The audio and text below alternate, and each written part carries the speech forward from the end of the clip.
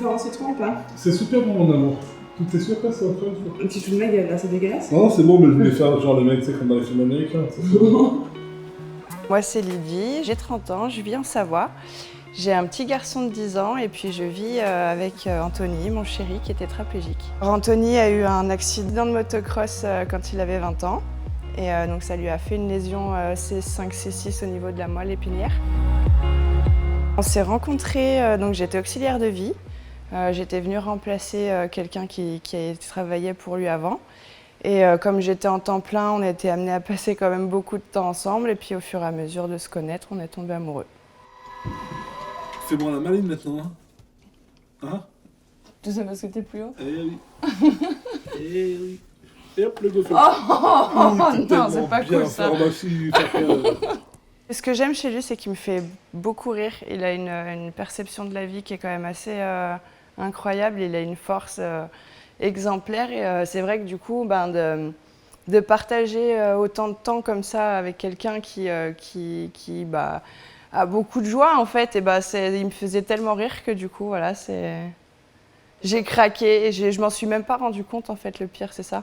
C'est que du coup, je sentais qu'il y avait un petit truc, mais je crois que j'ai mis quand même pas mal de temps à m'en rendre compte.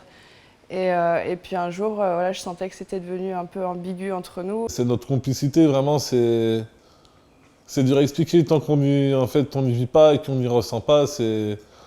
On se parle pas, on se comprend, on finit nos phrases, on a les mêmes bêtises. Au début, je me disais que c'était vraiment pas bien, parce que vu qu'elle intervenait en tant qu'auxiliaire de vie, c'était vraiment pas les meilleures circonstances, mais après je me suis dit de toute façon les sentiments ça se gère pas et j'ai envoyé plein de petits messages jusqu'au jour où elle m'a dit il faut qu'on parle, la fameuse phrase.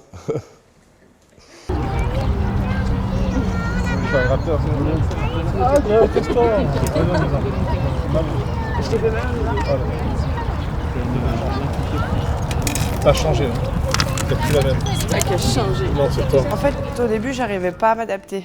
Parce que, alors déjà, il y a beaucoup de choses que je me suis pris de plein fouet.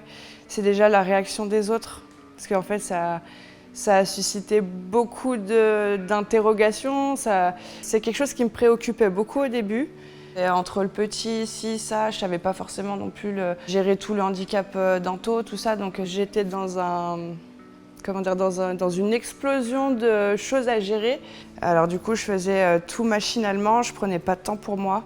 Et un jour, justement, on a reçu des amis et puis ça m'a fait péter un plomb, concrètement, parce que justement, c'était « mais pourquoi tu fais pas ci, pourquoi tu fais pas ça, il faudrait que tu prennes du temps pour toi » et nanani. C'est là que je me suis dit « il faut stop, on pose les choses, on va voir ce qui est important, ce qui est moins important, ce qui est dramatique, ce qui est pas dramatique ». Et c'est vrai que maintenant, voilà, je lâche plus de lest.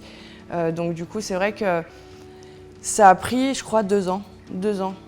Vraiment pour qu'on puisse surfer sur une vague qui est à peu près, je dis bien, lisse. Aujourd'hui, j'ai une auxiliaire de vie qui vient donc 2 heures tous les matins. Et on fait intervenir les auxiliaires de vie l'après-midi. C'est là que du coup, je vais voir des amis, je vais un peu me balader parce que j'aime beaucoup marcher, faire un peu de roller, j'ai la kiné aussi un peu de temps en temps. Donc on va dire que j'ai 3 après-midi par semaine où je peux faire entre guillemets ce que je veux. Du coup après je me suis dit je vais pas quand même faire que ça. Je me suis dit d'accord, je m'occupe d'Anto, je fais tout ça, mais j'avais quand même envie d'autre chose et là j'ai eu envie de faire une autre formation en marketing digital justement pour pouvoir travailler via la maison et pouvoir m'assurer un salaire aussi à côté, quoi. Elle est déterminée. Elle a une grande sensibilité, mais en même temps, ça reste une vaillante. Et ça, c'est agréable d'avoir une personne à ses côtés qui abandonne pas et qui est têtue. Regarde le frangin. Il n'y a pas que moi qui ai fait des bêtises en moto, toi. Belle prouesse. Tu sais pourquoi le pneu il est crevé? Non, c'est regarde la jante. En fait, avant même de me mettre avec elle, je savais qu'elle avait un enfant. C'est quand même une responsabilité et je me suis mis à sa place. Je me suis dit, un petit gars de cet âge-là, on ramène un gars tétraplégique, tu te mets à la place de l'enfant. Ça a été délicat quand même un petit moment. Ça a été un petit travail en fait. en profondeur. Et puis au fur et à mesure, voilà, Anthony a réussi à décrisper le petit, ils ont commencé à rire. C'est un peu le secret à tout, le rire ça fait passer plein de choses et depuis ils sont devenus assez fusionnels. J'ai su apprendre à le connaître.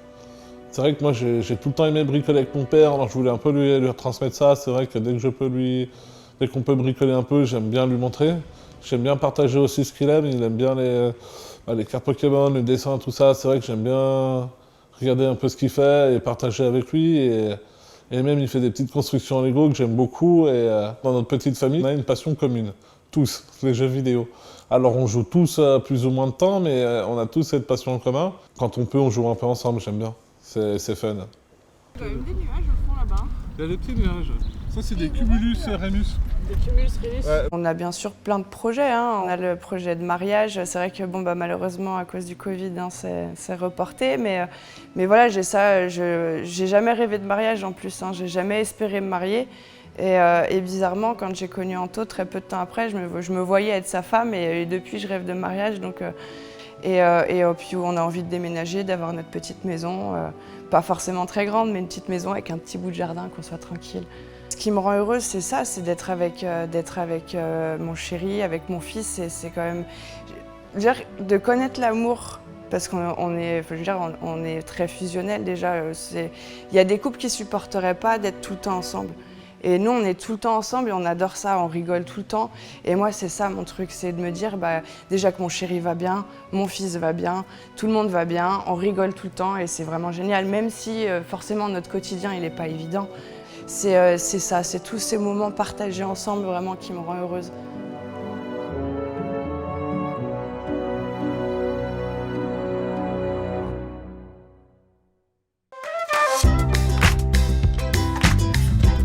Thank you.